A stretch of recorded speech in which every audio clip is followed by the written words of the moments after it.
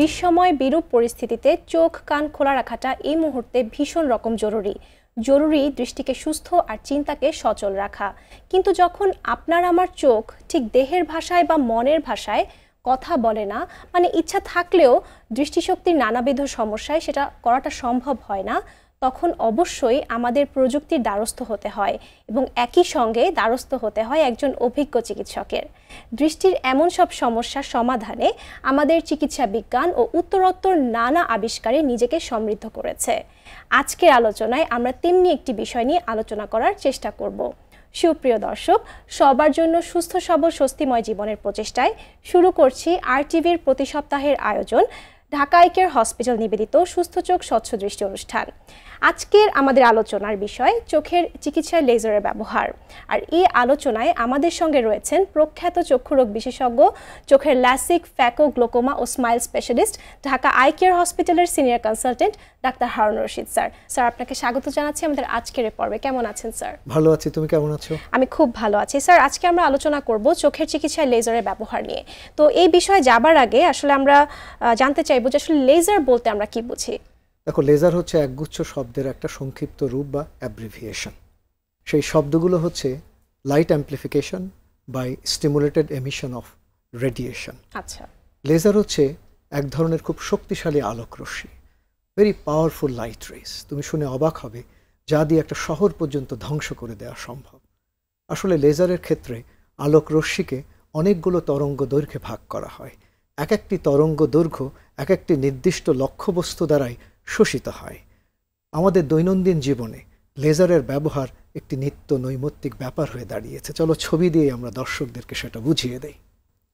আমরা প্রতিদিন কম্পিউটার ব্যবহার করছি, কম্পিউটার থেকে প্রিন্ট নিচ্ছি। এখন সবচেয়ে লেটেস্ট যে প্রিন্টারগুলো সেগুলো কিন্তু লেজার প্রিন্টার। মাঝখানে ছবিতে দেখো লেজার পয়েন্টার।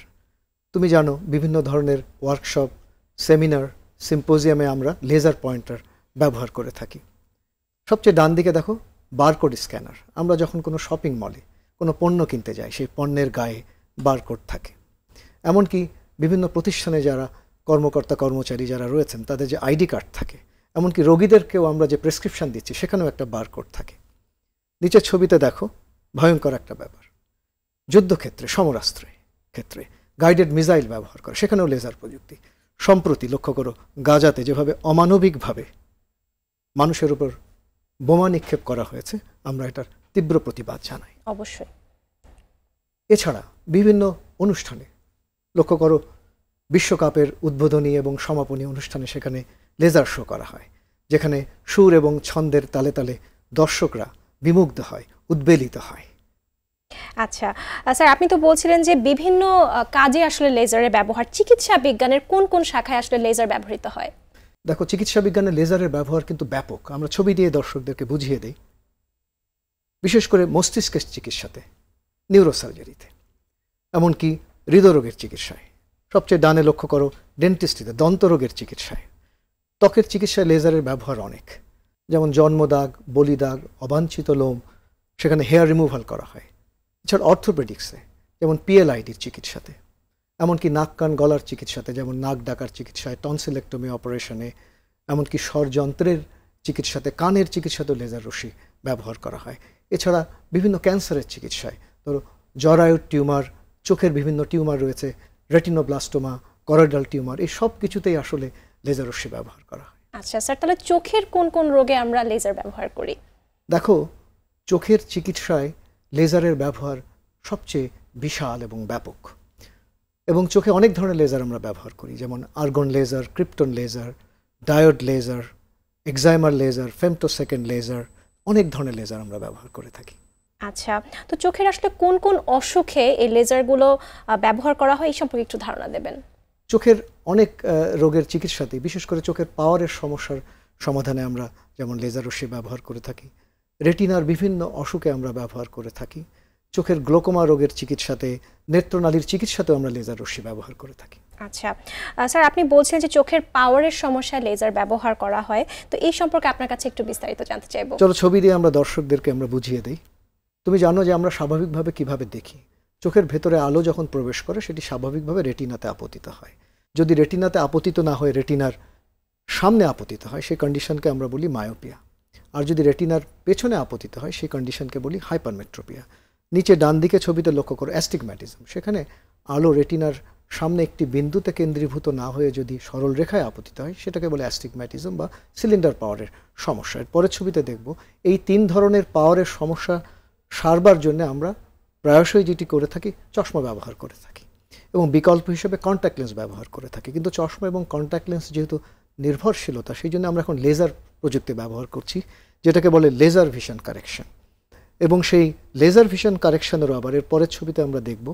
এবং সেই লেজার ভিশন কারেকশনের প্রথম যে অপারেশনটি ছিল সেটা হলো ফটো রিফ্র্যাক্টিভ কেরাটেক্টমি বা পিআরকে। এর পরের ছবিতে আমরা দেখব পিআরকেতে সরাসরি কর্নিয়াতে লেজার রশ্মি প্রয়োগ করা হয়, ফলে দৃষ্টি ফিরে পেতে সময় লাগে, একটু ব্যথা হয়। সেই জন্য এখন আমরা ল্যাসিক করছি, সেখানে সরাসরি লেজার রশ্মি কর্নিয়াতে প্রয়োগ না করে আমরা একটা আবরণ উত্তোলন করি 100 থেকে 120 মাইক্রন গভীরতা। এর পরের ছবিতে আমরা দেখব এই যে কর্নিয়ার আবরণ উত্তোলন করা হয় সেটি স্বাভাবিক মাইক্রোকেরাটম যন্ত্রের মাধ্যমে হতে পারে বা এখানেও আমরা লেজার রশ্মি ব্যবহার করতে পারি, যেমন ফেমটোসেকেন্ড লেজার রশ্মি আমরা ব্যবহার করতে পারি।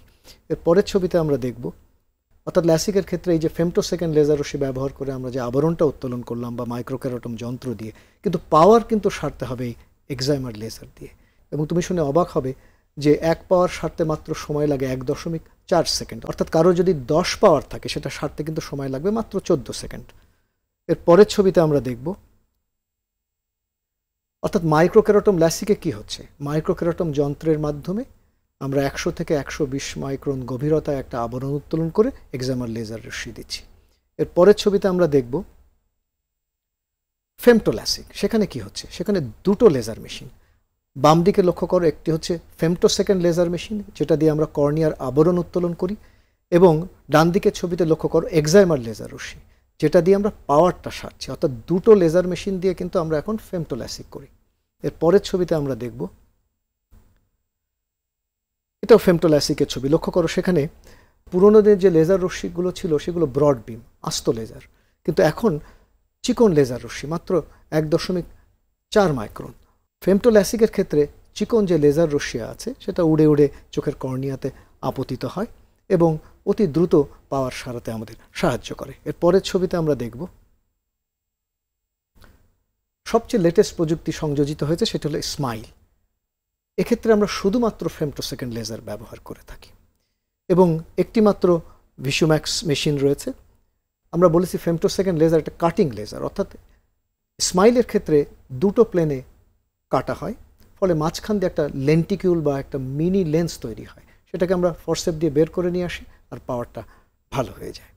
এটি হচ্ছে রিফ্র্যাক্টিভ সার্জারি বা লেজার ভিশন কারেকশনের সর্বশেষ প্রযুক্তি। তার মানে কি আসলে সব ধরনের পাওয়ারের সমস্যা আসলে লেজারের মাধ্যমে সারিয়ে দেওয়া সম্ভব? হ্যাঁ, আমরা বলেছি 3 ধরনের পাওয়ার রয়েছে, মায়োপিয়া, হাইপারমেট্রোপিয়া এবং অ্যাস্টিগম্যাটিজম। পরের ছবিতে আমরা দেখব এই 3 ধরনের পাওয়ারই আমরা ল্যাসিকের মাধ্যমে সারতে পারি। যেমন মায়োপিয়া আমরা -14 পর্যন্ত সারতে পারি এবং হাইপারমেট্রোপিয়া বা প্লাস পাওয়ার +6 পর্যন্ত সারতে পারি এবং সিলিন্ডার পাওয়ার বা অ্যাস্টিগম্যাটিজম আমরা 6 পর্যন্ত সারতে পারি। অর্থাৎ সব ধরনের পাওয়ারই আমরা ল্যাসিকের মাধ্যমে সারতে পারি, অর্থাৎ লেজারের মাধ্যমে সারতে পারি। আচ্ছা, একজন রোগী যিনি স্মাইল অথবা ল্যাসিক করবেন তার কি এই অপারেশনের আগে কোনো পরীক্ষা নিরীক্ষা করার প্রয়োজন আছে? ভীষণ প্রয়োজন আছে। আমি ছবি দিয়েই বুঝিয়ে দিই। সেই পরীক্ষাগুলোকে আমরা বলি প্রি রিফ্র্যাক্টিভ সার্জারি পরীক্ষা। তার মধ্যে প্রথমটি রয়েছে কর্নিয়াল টোপোগ্রাফি ওপিডি স্ক্যান 3-র মাধ্যমে। এর পরের ছবিতে আমরা দেখব কর্নিয়াল টোমোগ্রাফি বাই পেন্টাক্যাম। এর মাধ্যমেও আমরা কর্নিয়ার অ্যান্টেরিয়র এবং পোস্টেরিয়র সারফেস দুটোই আমরা টোমোগ্রাফি করতে পারি। এর পরের ছবিতে আমরা দেখব পেন্টাক্যামের মাধ্যমে আমরা যেটা দেখবার প্রয়াস পাই যে কর্নিয়া পাতলা হয়ে যাওয়া কোনো অসুখ, যেমন কেরাটোকোনাস আছে কিনা। যাদের কেরাটোকোনাস থাকে তাদের ল্যাসিক বা স্মাইল করা যায় না। এর পরের ছবিতে আমরা দেখব ওয়েভ ফ্রন্ট অ্যানালাইসিস। চোখের ভেতরে উচ্চমানের অনেক ধরনের বিচ্যুতি রয়েছে যেটাকে আমরা ওয়েভ ফ্রন্ট এরর বলে থাকি, যেমন কমা, ট্রিফয়েল, টেট্রাফয়েল, সেগুলো আছে কিনা সেগুলো জেনে নেওয়া প্রয়োজন। এর পরের ছবিতে আমরা দেখব সবচেয়ে লেটেস্ট প্রযুক্তির এখন আমরা পেন্টাক্যাম এক্সেল এর সাথে করভিস এসটি আমরা ব্যবহার করছি, যার মাধ্যমে আমরা পরের ছবিতে আমরা দেখব যে কর্নিয়ার বায়োমেকানিক্যাল অ্যানালাইসিস, অর্থাৎ কর্নিয়া ভেতর থেকে কোনো দুর্বল হচ্ছে কিনা, এই ধরনের কোনো অসুখ আছে কিনা সেটা আমরা বের করতে পারি, যেটা বাংলাদেশে আমরা প্রথম এবং একমাত্র এখনও ব্যবহার করছি। অর্থাৎ এই সমস্ত পরীক্ষা নিরীক্ষা করার পরেই তারপরে আমরা ল্যাসিক বা স্মাইল করি। যদিও সুখের বিষয় 90% রোগীরাই ল্যাসিক এবং স্মাইলের জন্য উপযুক্ত। ধন্যবাদ স্যার। আমরা জানি যে কর্নিয়া পাতলা হয়ে যাওয়ার রোগ, যেটা আপনি বলছিলেন কেরাটোকোনাস, এই রোগ সম্পর্কে এবং এর চিকিৎসা সম্পর্কে আমাদের একটু ধারণা দেবেন। ছবি দিয়ে বুঝিয়ে দিই। দেখো, কেরাটোকোনাস এমন একটি চোখের অসুখ যে অসুখে আমাদের চোখের কর্নিয়া বা নেত্রস্বচ্ছ ধীরে ধীরে পাতলা হতে থাকে এবং আরও বেশি বক্র হতে থাকে এবং আমাদের দৃষ্টি স্থায়ীভাবে আরও কমে আসতে থাকে। এমনকি মানুষ অন্ধ হয়ে যেতে পারে, এমনকি মনি সংযোজনের মতো অবস্থার সৃষ্টি হতে পারে। এটা প্রতিরোধের জন্য আমরা এর পরের ছবিতে দেখব, আমরা এখন কোলাজেন ক্রস লিঙ্কিং করছি, যেখানে ভিটামিন B2 বা রাইবোফ্লাভিন আমরা ড্রপ আকারে 10 মিনিট যাবৎ চোখের কর্নিয়াতে দিই। তারপরে আমরা আল্ট্রাভায়োলেট রেডিয়েশন বা অতিবেগুনি রশ্মি আরও 10 মিনিট ধরে দিই। এই 20 মিনিট ধরে এই চিকিৎসা করলে এই রাইবোফ্লাভিন এবং আল্ট্রাভায়োলেট রের সংমিশ্রণে চোখের কর্নিয়াটা শক্তিশালী হয় এবং কেরাটোকোনাস আমরা প্রতিরোধ করতে পারি। ধন্যবাদ স্যার। চোখের বিভিন্ন রোগে লেজারের ব্যবহার সম্পর্কে আপনার কাছে অনেক কিছু জানছিলাম, আরও অনেক কিছু জানবো, তবে সময় হয়ে গেছে একটি ছোট্ট বিরতির। ফিরব বিরতি শেষে। নিশ্চয়ই।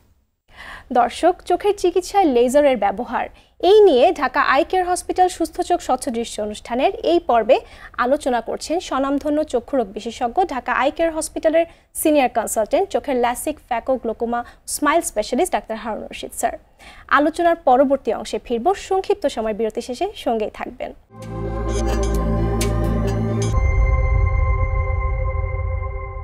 বিরতি শেষে ফিরে এলাম ঢাকা আই কেয়ার হসপিটাল সুস্থ চোখ স্বচ্ছ দৃষ্টি অনুষ্ঠানে।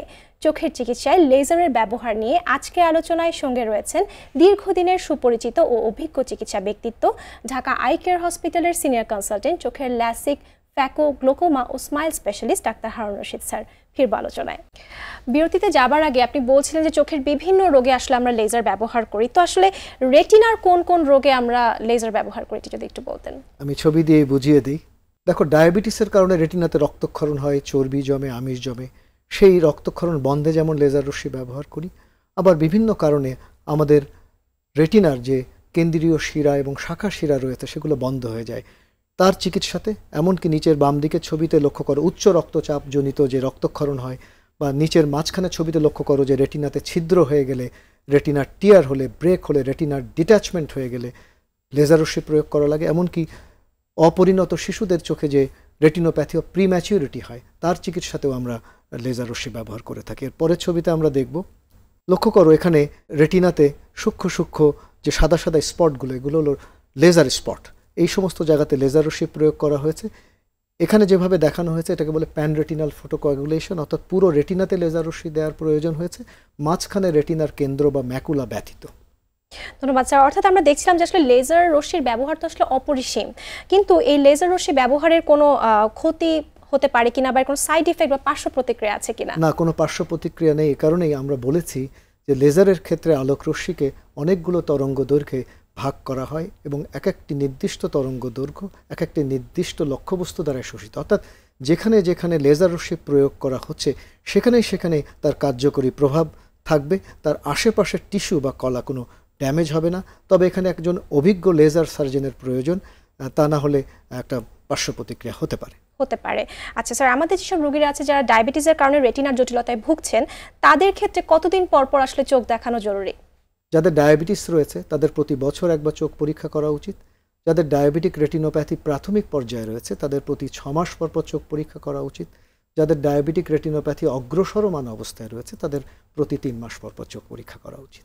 স্যার, চোখের ছানির চিকিৎসা এবং চোখের ছানির অপারেশনের পরে যেসব জটিলতাগুলো দেখা দেয় সেগুলোর ক্ষেত্রে আসলে লেজারের ভূমিকাটা আসলে কি? আমি ছবি দিয়ে বুঝিয়ে দিই। ছানি বলতে আমরা মনে করি চোখের পর্দা, সেটি নয়। চোখের ভেতরে স্বচ্ছ যে প্রাকৃতিক লেন্স ঘোলা হয়েছে ওটাই ছানি, ছবিতে লক্ষ্য করো। এবং ছানির একমাত্র চিকিৎসা হচ্ছে চোখের ঘোলা লেন্সটাকে অপসারণ করে চোখে একটা কৃত্রিম লেন্স বসানো। এর পরের ছবিতে আমরা দেখব, কিন্তু ছানির চিকিৎসায় লেজারের ব্যবহার অনেক বেশি জনপ্রিয় নয়, কারণ এই পদ্ধতি অনেক ব্যয়বহুল এবং এর কার্যকরী প্রভাব খুবই সীমিত। এর পরের ছবিতে দেখব, কিন্তু ছানি অপারেশনের পরে 3 থেকে 10% ক্ষেত্রে লেন্সের পেছনে স্বচ্ছ আবরণ ঘোলা হয়ে যেতে পারে। সেটা পরিষ্কার করবার জন্য আমরা এখন ইয়াগ লেজার ক্যাপসুলোটমি করে থাকি, মাত্র 2 থেকে 5 মিনিট সময় লাগে। স্যার, আমরা তো জানি চোখের ছানির আধুনিকতম সার্জারি হচ্ছে ফ্যাকো সার্জারি। ফ্যাকো সার্জারির সর্বশেষ সংযোজন সম্পর্কে আমাদের একটু জানাবেন। আমি ছবি দিয়ে বুঝিয়ে দিই। ফ্যাকো সার্জারিতে খুব উন্নত মানের ফ্যাকো মেশিন আমরা ব্যবহার করি। ডান দিকে ছবিতে লক্ষ্য করো white star eye signature Ellips phaco technology from Johnson and Johnson US, এবং বাম দিকে ছবিতে লক্ষ্য করো Centurion vision system with Ozil torsional technology.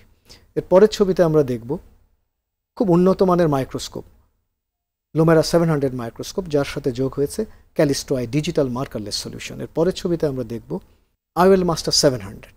আমরা চোখে যে লেন্সটা বসাবো তার পাওয়ার সুনিপুণভাবে নিখুঁতভাবে যদি বের করতে হয় তাহলে আইওএল মাস্টার 700 আমরা ব্যবহার করি। এর পরের ছবিতে আমরা দেখব এই IOL master 700 optical biometry, Callisto eye digital markerless solution এবং লুমেরা 700 মাইক্রোস্কোপ একটি যন্ত্র থেকে আরেকটি যন্ত্রে Forum eye care data management সফটওয়্যারের মাধ্যমে তথ্য নির্বিঘ্নে আদান প্রদান করা হয়, ফলে চোখের ফ্যাকো সার্জারি আরও নিখুঁত এবং নির্ভুল হয়।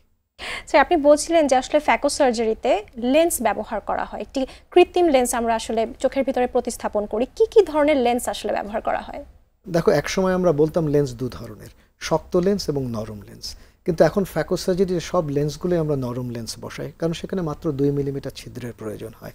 আমরা ছবি দিয়ে বুঝিয়ে দিই। প্রথম যে লেন্সটি সেটি হচ্ছে মনোফোকাল লেন্স, অর্থাৎ এখানে একটি পাওয়ার আছে, শুধু দূরের পাওয়ার, কাছে পড়তে গেলে চশমা লাগে। মাঝখানের ছবিতে টরিক লেন্স, অর্থাৎ অনেকের কর্নিয়াতে যে সিলিন্ডার পাওয়ারের সমস্যা থাকে, এখানে এই পাওয়ারটি থাকাতে অপারেশনের পরে আর চশমার প্রয়োজন হয় না। সর্বডানে যেটা প্রেস বায়োপিক লেন্স, অর্থাৎ এই লেন্সগুলোতে কাছের পাওয়ার থাকে, ফলে এদের অপারেশনের পরে চশমা লাগে না। এর পরের ছবিতে আমরা দেখব যে এই প্রেস বায়োপিক লেন্সের মধ্যেও আবার কয়েক ধরনের আছে। প্রথমটি হচ্ছে বাইফোকাল লেন্স, এদের দুটো পাওয়ার থাকে, দূরে একটা আর পড়ার সময়। আর ইডফ লেন্স দূরে এবং কম্পিউটার দূরত্বে। এবং ট্রাইফোকাল যেটা, সেখানে 3টা ফোকাল পয়েন্ট থাকে, দূরে, মাঝে, কাছে। অর্থাৎ যারা দূরেও ভালো দেখতে চায়, কম্পিউটারে ভালো দেখতে চায় এবং পড়া, তাদের জন্য ট্রাইফোকাল লেন্সটাই সবচেয়ে ভালো। এর পরের ছবিতে দেখব অনেকের প্রেস বায়োপিক লেন্স বসানো হলো, কিন্তু এদের যদি অ্যাস্টিগম্যাটিজম থাকে তাহলে তাদের আবার টরিক প্রেস বায়োপিক লেন্স বসাতে হয়। আচ্ছা, আমরা জানি যে চোখের গ্লোকোমা রোগের চিকিৎসায় লেজারের ব্যবহার হয়, সেটি কিভাবে হয় একটু বিস্তারিত জানাবেন? আমি ছবি দিয়ে বুঝিয়ে দিই। তুমি জানো, গ্লোকোমা এমন একটি চোখের অসুখ যে অসুখে আমাদের চোখের পেছনের অপটিক স্নায়ু ক্ষতিগ্রস্ত হয়। উপরের ছবিতে লক্ষ্য করো যে স্বাভাবিক অপটিক স্নায়ু, সেখানে একটা গর্ত থাকে, কাপ। নিচের ছবিতে দেখো সেই গর্তটা কত বড় হয়েছে, অর্থাৎ গ্লোকোমা রোগ অগ্রসরমানভাবে ক্ষতিগ্রস্ত করেছে অপটিক স্নায়ুকে। পরের ছবিতে আমরা দেখব ফলশ্রুতিতে আমাদের দৃষ্টির পরিসীমা সংকুচিত হয়ে যায়। বাম দিকের ছবিতে লক্ষ্য করো স্বাভাবিক দৃষ্টির পরিসীমা এবং ডান দিকে লক্ষ্য করো আক্রান্ত দৃষ্টির পরিসীমা। এর পরের ছবিতে আমরা দেখব যে কোনো এক পর্যায়ে অগ্রসরমান অবস্থায় টানেল ভিশন হয়ে যায়, সুড়ঙ্গ দৃষ্টি, অর্থাৎ একটা সুড়ঙ্গের ভেতর দিয়ে তাকালে একজন মানুষ যতটুকু দেখতে পায়, অগ্রসরমান অবস্থায় একজন গ্লোকোমা রোগী সুড়ঙ্গ দৃষ্টি দিয়ে পৃথিবী দেখে। এর পরের ছবিতে আমরা দেখব, তুমি জানো গ্লোকোমা দু ধরনের, একটি হচ্ছে উন্মুক্ত কোণ বিশিষ্ট গ্লোকোমা আর একটি বন্ধ কোণ বিশিষ্ট গ্লোকোমা। গ্লোকোমা চিকিৎসার মূল ভিত্তি চোখের ড্রপের মাধ্যমে হলেও এর পরের ছবিতে আমরা দেখব বন্ধ কোণ বিশিষ্ট গ্লোকোমার ক্ষেত্রে আমরা ইয়াগ লেজার পেরিফেরাল আইরিডোটমি করি, চোখের আইরিশে একটা ছিদ্র করে দেই। এই ছিদ্রের মাধ্যমে চোখের পেছনের প্রকোষ্ঠ থেকে অ্যাকুয়াস হিউমার জলীয় পদার্থ সামনের প্রকোষ্ঠে চলে আসে এবং চোখের চাপ কমে যায়। এর পরের ছবিতে আমরা দেখব উন্মুক্ত কোণ বিশিষ্ট গ্লোকোমার ক্ষেত্রে আমরা লেজার ট্রাবিকুলোপ্লাস্টি করে থাকি, অর্থাৎ চোখের সামনের প্রকোষ্ঠের অ্যাঙ্গেলে যে ট্রাবিকুলার মেশওয়ার্কের যে ছাঁকনি রয়েছে, এই লেজার রশ্মি প্রয়োগ করার ফলে সেই ছাঁকনির ছিদ্রগুলো খুলে যায় এবং চোখের চাপ কমে যায়।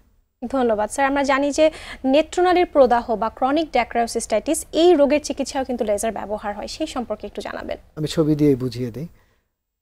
দেখো, নেত্রনালী এমন একটা চোখের অসুখ যে আমাদের চোখের সাথে নাকের গলার যে রাস্তাটা, সেখানে একটা স্যাক আছে, আমরা বলি ল্যাক্রিমাল স্যাক। সেখানে যদি প্রদাহ হয়, সেখানে যদি পুজের থলি হয়, তাহলে কিন্তু চোখ দিয়ে পানি পড়তে থাকে, ময়লা হতে থাকে, খুব কষ্ট হয়। ওষুধ দিয়ে আমরা চোখের অশ্রু কমিয়ে রাখতে পারি, এদের পানি পড়ে যেহেতু, এবং ময়লাও কমে আসে, এবং মুখে খাওয়ার অ্যান্টিবায়োটিকও দিতে হয়, এবং সারা জীবনই করতে হবে। কিছুদিন পর পর এমনকি চোখের নাকের কোণায় ফুলে যেতে পারে, অর্থাৎ ল্যাক্রিমাল অ্যাবসেস হতে পারে, ফোড়ার মতো হয়ে যেতে পারে, সেটা আবার ফেটে যেতে পারে। সেটা প্রতিরোধের জন্য একমাত্র চিকিৎসা হলো অপারেশনের। পরের ছবিতে আমরা দেখব প্রচলিতভাবে সেটা আমরা চোখের পাশে কেটে আমরা একটা অপারেশন করি, এখন লেজারের মাধ্যমেও সেটি সম্ভব। তবে ফলাফলের দিক থেকে এখনও বলা হয় যে কেটে যে অপারেশন করা হয় সেটির রেজাল্ট লেজার ডিসিআরের চাইতে বেটার, যদিও লেজার ডিসিআরও অত্যন্ত পরীক্ষিত একটা ভালো চিকিৎসা। ধন্যবাদ স্যার। আপনার কাছে আমার শেষ প্রশ্ন, যে আসলে লেজার ভিশন কারেকশন বা লেজারের মাধ্যমে চোখের চিকিৎসার জন্য বিদেশে যাওয়ার কোনো প্রয়োজন আছে কিনা?